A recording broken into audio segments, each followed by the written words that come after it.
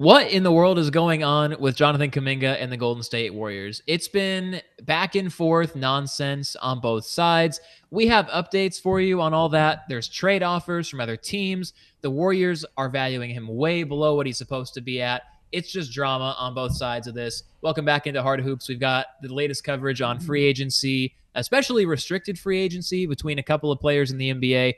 We're going to start with Jonathan Kuminga because he's a player he's still very young, very impactful, has a lot of upside, and clearly, Jace, him and the Golden State Warriors are not seeing eye to eye. Yeah, so here's kind of the latest that we have at this current time. Jonathan Kuminga values himself as a $30 million a year player.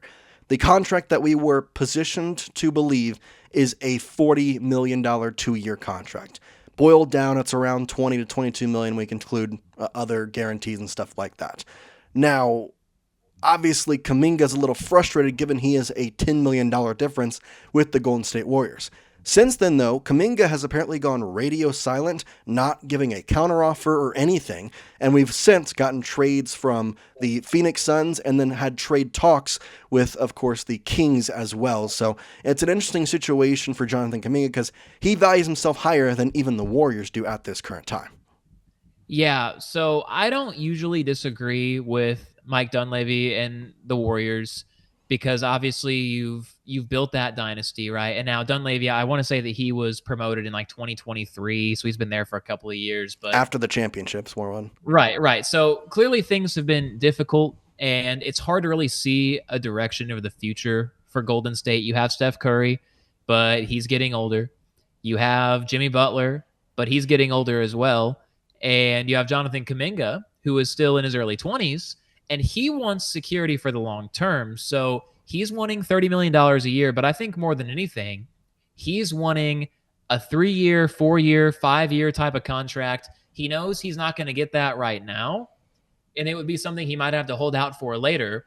So the Warriors' initial offer, being 2 years, $45 million, you're cutting him $8 to $9 million a year below what he's wanting. And he's very clearly said, no, I'm not going to take that. I'm going to bet on myself. He's even said that on his Instagram today. He basically had a picture that just said betting on myself at the top. That short words make a lot of power there in that. So you get the Sacramento Kings that come in. They're thinking of saying, hey, we're going to give you 4 years, $90 million.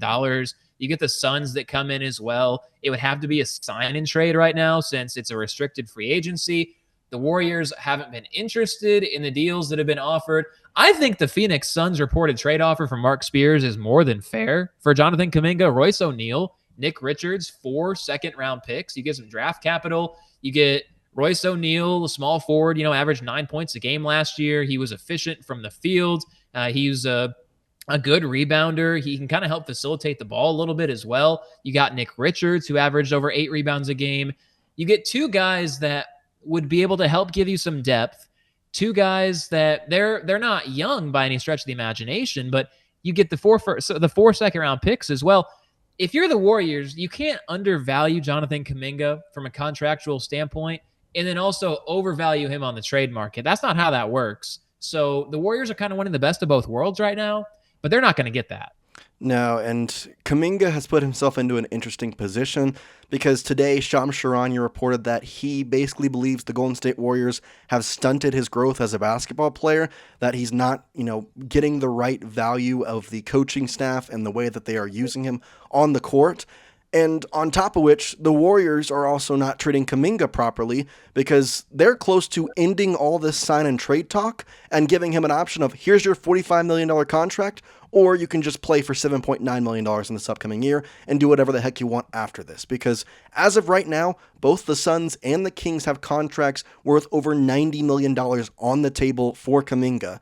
But it's up to the Warriors if they accept this trade. You mentioned the Suns, and while we haven't gotten an official trade offer from the Kings, they've been more than open to moving Devin Carter or Malik Monk, but DeMar DeRozan seems to be somebody that the Warriors would want, which is a lot for Jonathan Kuminga when they're only valuing him at like $22 million. So I think it's a little bit of a hard time on both sides because for Kuminga, $30 million I think is maybe a little bit much, but at the same time, if he values himself with that and being so young, the Warriors should be more than willing to give it to him given the state of their organization, and yet they're just deciding not to do that.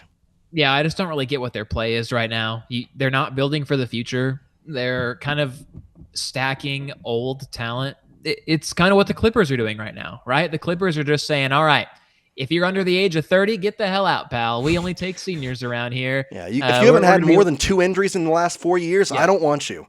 Exactly. So I don't really know what the Warriors' play is right now. I'm gonna, and this might be a hot take, but I really don't think it is. This Warriors team, with or without Jonathan Kuminga, not winning an NBA title. So no, not even close. I'd be hard pressed to say they make the playoffs in some ways. No, I mean they're going to be a fringe team, right? So they're not going to be a contender for an NBA championship this year. Not in the Western Conference, not a chance.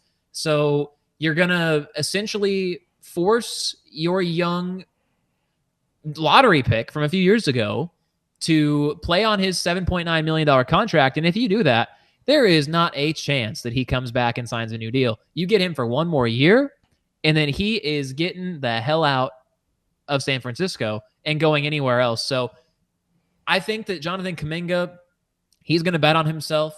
He wants to go somewhere else where they can give him $90 million, if not more. Understandable. He's young. He wants a lucrative first major contract extension. The Warriors aren't going to give him that, it doesn't seem like. So I kind of see an end to the Kuminga Warriors partnership coming up here soon. Well, and this is a product of the CBA in general. And I'm not saying that this wouldn't happen without it, but given the way that it's constructed, we're not seeing it with just Jonathan Kuminga. We're seeing it across the league with a guy like Cam Thomas, who is also very, very young and deserves $30 million a year. And the Nets, because they know that nobody else has the cap space to pay him, are refusing to. And so in that case scenario, Cam Thomas is at a standstill. Well, he knows he is worth that money, but he can't get it on the open market, so he's just going to have to accept whatever the Brooklyn Nets offer. Now, in the same sense, there's also Josh Giddey in that organization, in the same restricted free agent where he wants $30 million a year. He's not worth it, but no one else is going to offer him, and so the Bulls are holding it over his head like, you're not worth it, and he's going to continue to ask for it. So it's just the CBA kind of throwing a whole new interesting factor into the offseason. Yeah, it just discourages teams and players from being homegrown, and it punishes teams from doing that, which is the opposite of what it should be. And Kuminga, ideally, he'd want to take advantage of the bird rights, being with the team for 3 years and then being eligible to sign larger contracts. Cam Thomas would want to do the same thing. But Fred Katz at The Athletic, he had a survey of 16 NBA front office executives on what a fair contract would look like in this market for Cam Thomas. And pretty much the consensus was that he would be valued at $16 million a year, potentially less than what he's wanting. So that is a huge valley between where he sees himself and where the rest of the NBA sees him right now. And I'm not going to say I disagree with all the executives because it's what the market is dictating right now. But this is a guy that had a career year offensively last year. He hasn't really had a chance to win, but he averaged over 24 points a game. He wasn't a consistent three-point shooter, but he could get you buckets from mid-range. And he's being valued at maybe $16 million a year less than what he's wanting. It's just kind of a byproduct of the back end of a harsh market, Jace. Well, and I'll say it. I disagree with that. I maybe not $30 million as a whole, but I think at least 25. I mean, like you said, he had a career year offensively. And what are the Brooklyn Nets going to do? Who is their guy that they're going to go sign? Nobody. The last little positive sign they had was Kevin Durant, James Harden. Like, it's not a position that they have set themselves up in a good way in the past 4 or 5 years. This is a guy who is homegrown. Keep him there, even if it may be a little bit overpaid, because you have the money. Who else are you going to spend it on? Nobody. There's a reason why the Nets are synonymous with just debauchery in free agency. Sean Marks has really whiffed on a lot of his signings, on overpays, deciding not to pay certain players. And yeah, it seems like you add Cam Thomas to what was a very confusing first round in this most recent draft, where you just say, we have 5 first round picks, but instead of trading any of these picks and taking one solid guy or 2 solid guys, we're just going to take 5 guards, but none of these 5 guards have any sort of playmaking or consistent shot-making ability. So we're just going to have a team of tall weirdos, I guess. And Igor Domin could be great. Nolan Traore could be great. Drake Powell could be great. Ben Seraph, Danny Wolf, they could all be great. But you have Cam Thomas, who's a solidified scorer right now, and you're basically just going to force him out, just like what the Warriors are doing with Jonathan Kuminga. And then you look at the Bulls, right? Just really quickly, Josh Giddey, it's continuing to show his market value $5 to $10 million a year less than what he's wanting. He wants $30 million a year. It looks like with the reports I've seen the last few days, the Bulls have said, we'll give you 20 at most. We'll give you 25 million a year. Yep, you heard it here first. The Brooklyn tall weirdos are not going to pay Cam Thomas at all. And not the video, but I do agree. They were by far the losers of the draft. So we'll leave it there. But we appreciate everybody watching. If you made it to the video, make sure you hit that subscribe button. It's 100% free. And we're going to be pushing out more and more content, including some shorts in the next coming weeks. So make sure you hit that subscribe button and stay tuned as we get closer and closer to some hopeful actual NBA news with the season, or maybe a contract being officially dot with Jonathan Kuminga. For now, though, we will say see you next time here on Heart of Hoops. That's Ryan Breeden, and I'm Jace Andrews. Peace out, guys.